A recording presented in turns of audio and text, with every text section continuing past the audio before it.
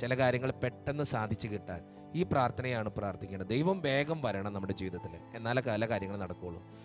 എന്തെങ്കിലും തടസ്സങ്ങളുണ്ടെങ്കിൽ കർത്താവിനോട് പറയാ, കർത്താവേ ദയ തോന്നി എന്നെ മോചിപ്പിച്ച് നീ വേഗം വരണം എൻ്റെ ജീവിതത്തിൽ, എൻ്റെ രോഗങ്ങളിൽ, സാമ്പത്തിക ഞെരുക്കങ്ങളിൽ, ബുദ്ധിമുട്ടിൽ, തടസ്സങ്ങളിലൊക്കെ വേഗം വരണം. അടുത്ത വചനം എങ്ങനെയാ? രണ്ടാമത്തെ വചനം, എൻ്റെ ജീവൻ അപഹരിക്കാൻ ശ്രമിക്കുന്നവർ ലജ്ജിച്ച് പരിഭ്രാന്തരാകട്ടെ, എനിക്ക് ദ്രോഹം ആലോചിക്കുന്നവർ അപമാനിതരായി പിന്തിരിയട്ടെ. നമ്മുടെ ജീവിതത്തിൽ നമ്മുടെ തടസ്സങ്ങൾ, ബുദ്ധിമുട്ടുകൾ ഏതെങ്കിലും വ്യക്തി കൊണ്ടാണെങ്കിൽ അവർ നമ്മുടെ ജീവിതത്തിൽ മാറിപ്പോകാൻ വേണ്ടിയിട്ടാണ്. എന്തെങ്കിലും ബുദ്ധിമുട്ടുകളാണെങ്കിൽ, തടസ്സങ്ങളാണെങ്കിൽ, അത് വ്യക്തി മൂലമാണെങ്കിൽ, ചില വ്യക്തികൾ, ചില മനുഷ്യർ കൊണ്ട് നമുക്ക് ബുദ്ധിമുട്ടുകളുണ്ടാവും.